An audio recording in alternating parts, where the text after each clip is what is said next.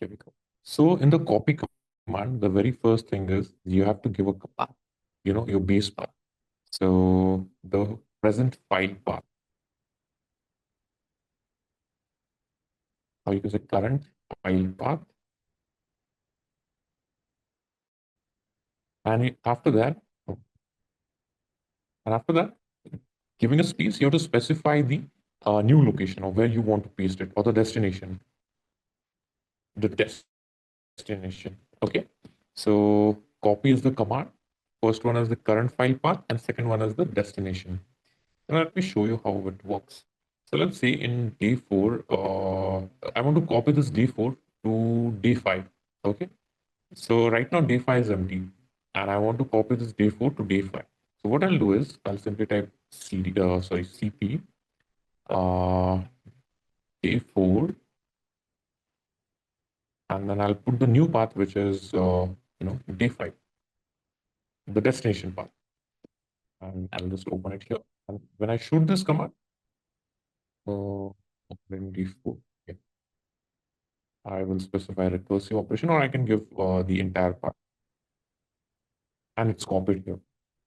Okay.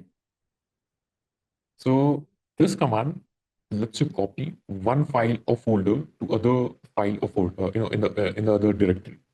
Okay. So first one is the current file path, and second one is the destination file. The destination path where you want to paste it. So let me show it one more time. Now let's try to copy D6 to D5.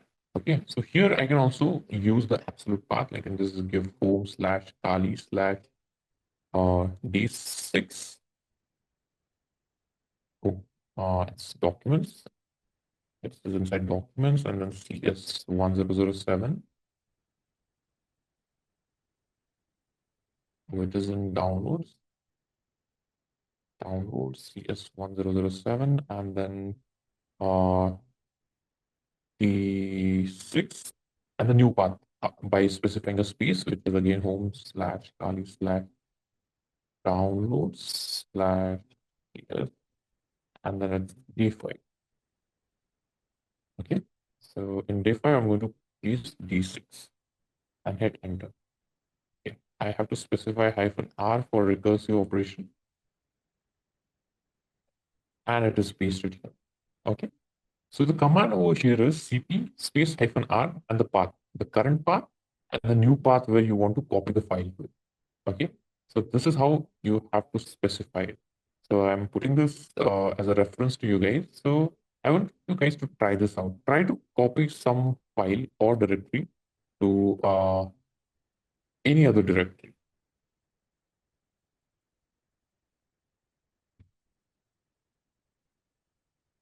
I can use this as a reference, and let me know if you have any questions. So now we have copied to D6. Okay. Now there's one more command, which is move command, which work exactly the same, but just instead of copying and pasting it, we can move the files directly. The only change here is MV. Okay, that's it. The rest everything is fine. Same.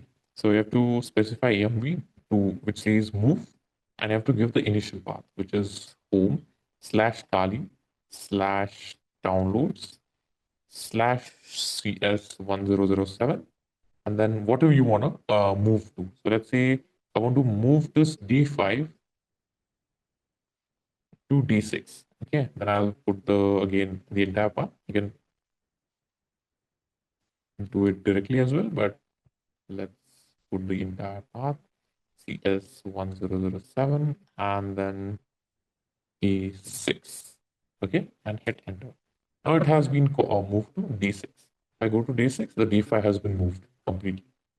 So this way, you can not only copy file, but you can move just changing these two things, which is copy and MV.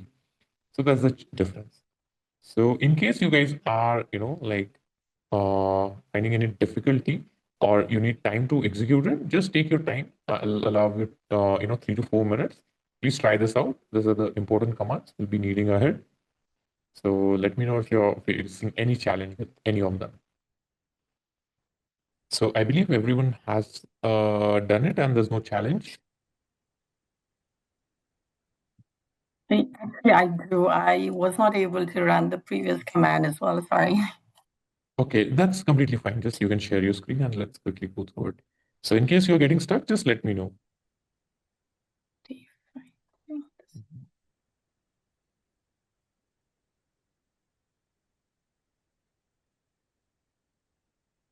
Let me just share my screen really quick.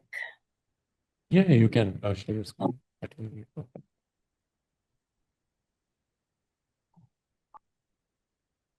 Okay, for the CP command, like the copy one, I'm not sure. I know I made like a mistake over here. I fixed it Oh, over okay. here, but still it's not working for me. Okay, invalid. Okay, here the thing is, you have missed two spaces. One is half after hyphen R, you have to give a space, and second is here also you have to give a space. So if you add these two spaces, you will be able to execute it successfully. So here, after R, you said, right? Yes, after R Space. and And before then, home, before slash home. okay.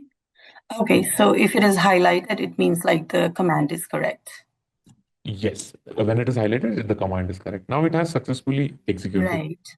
Okay. And the same thing for this MV one, Yeah, same for right? MV. Same thing? Okay. Right, same thing. So you have to specify with space the two different parts, the current path and the new path.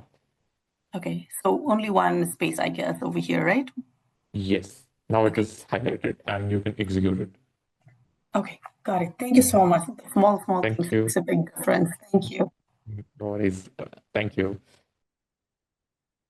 So after move and copy command, we're going to see the open command.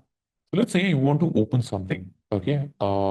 Through you want to open something in GUI, with a file of even if it is a file or a directory with the exact software which is default to it, you can use the open command. Okay. So let's say I want to open this D6 folder. Okay, and let's say this is closed. I'm closing this. So I'll simply type open and D6 and hit enter. It will get open like this. Okay. And again close it and I'll do D4. Oh, sorry, open D4.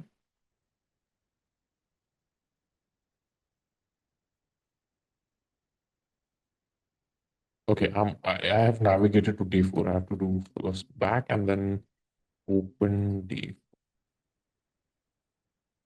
So it will get open here like this.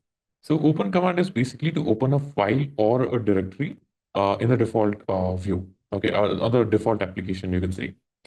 And if in case here we have a text file, we can open the text file as well. So we can create text file after that. Just try open command on a directory and after that I'll show you how to create a text file.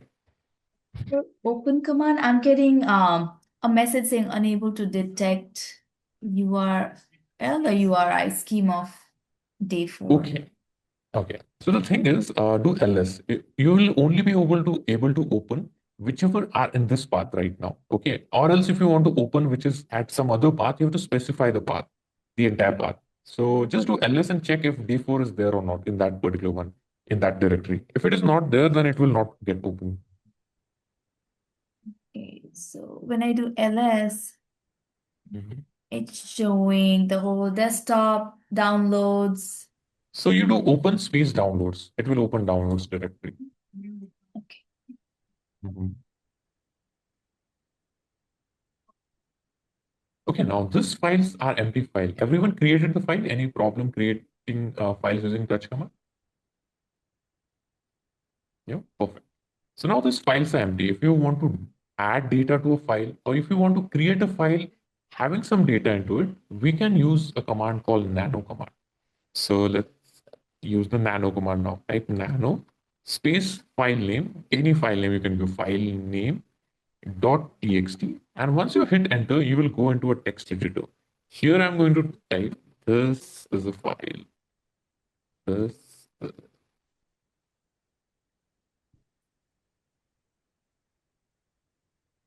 Does it have to be using an nano command. existing text? Existing file? It can be existing, it can be a new one as well. So nano command can write data to an existing file, or if the file is not existing, it will create a file and write the data to it. So once you add some data to it, you can, I'm just adding some numbers, and in the sequence. Okay, and then I'm going to save it. So Control X to exit, press Y to save it, hit enter, and the notes.txt is created. Sorry, the file name.txt is created. Now, if I double click on it, I'll see this data. The file is created using nano command, and it has the data now. Okay, so this way we can add data to a file using nano command. Okay, this is a bit tricky command. I'll be explaining it a couple of more times as well. And if you want to see the data on terminal, you can simply type cat and filename.txt and you'll see the data on your terminal as well. So try this out. And if you're facing challenge, I'll explain it one more time. Just try it once and then I'll explain anyway.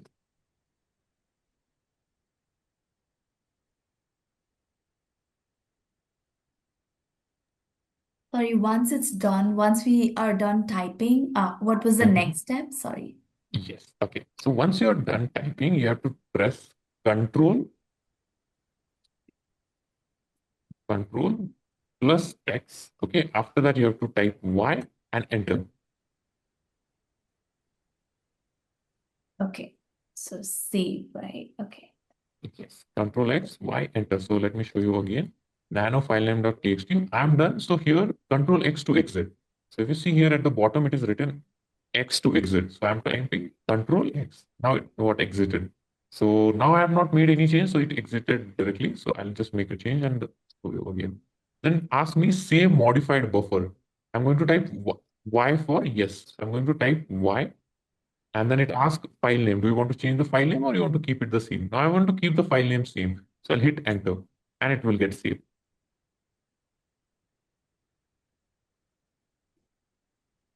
And now you can read out the file using cat command, cat filename.txt, and you'll see the data on the terminal directly. So try this out as well. We have to put Control X or Control Enter. X. Control X, then Y, and then enter. So cat command is just to view what we typed Yes. using nano. Okay.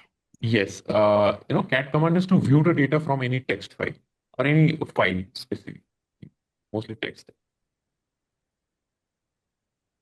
It can be HTML file or any program file as well, but yes, to just view the data.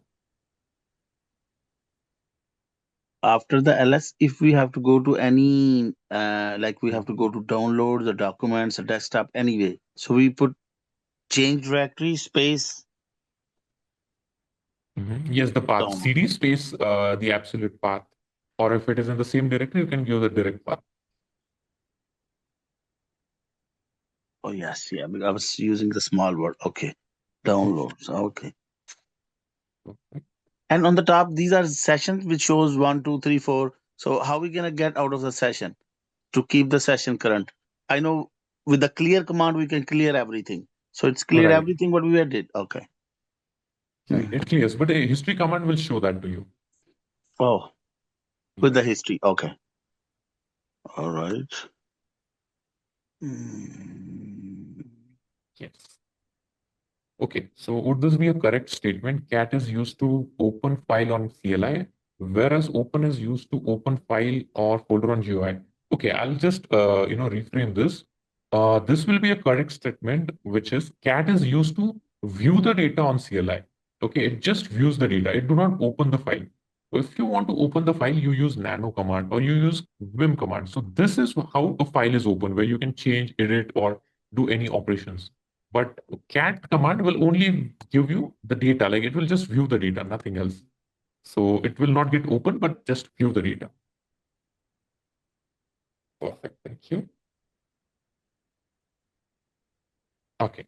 I believe you guys are done. So I'll just write a task for you, a small task with on the commands that we have learned, so that you understand that these things are clear.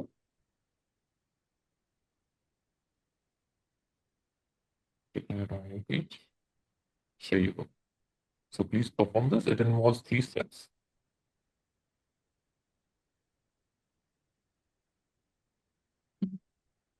Can you make it a little bold? Create a file Sure. in CS1007 having the data. This is my first file created using CLI. Then open this file to day 4 and also log into day 6. Copy. Yes. Then copy this file to day4 and also, oh sorry, it's moved. So now the second thing is, what if I want to check how many letters, words, and everything is there in this particular file?